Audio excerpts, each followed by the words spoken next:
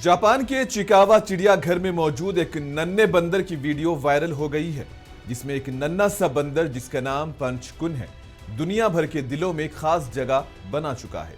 Videos और तस्वीर में देखा गया है कि 6 माह का ये जापानी बंदर अपने साथ एक नर्म खिलौना लिए फिर रहा है, जिसे इसने अपनी मुतबादिल मां के तौर पर अपनाया है।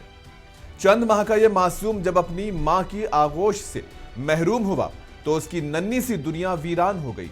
आंखों में उदासी और दिल में तन्हाई सिमट आई, मगर चिड़ियाघर के निगहबानों ने इसे एक नर्म और अंगूठन का खिलौना दिया, जिसे उसने मां का रूप देकर सीने से लगा लिया और प्यार से इसे औरा मामा पुकारने लगा।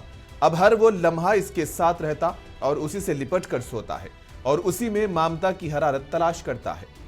यूं अपनी हकीकी मां से बिछड़ जाने के बाद बंदर के इस बच्चे ने खिलौने में ममता का सुकून तलाश कर लिया है और उसने बाकी दुनिया को छोड़कर इसको ही अपनी दुनिया सब कुछ समझ लिया है। बंदर की वीडियोस ने सोशल मीडिया पर सबसे गैर मामूली शोहरत हासिल कर ली है। ये मनाजिर न सिर्फ देखने वालों के दिलों को छू रहे हैं, बल्कि नन्हे बंदर की हिम्मत और मासूमियत की अलामत भी बन गई है।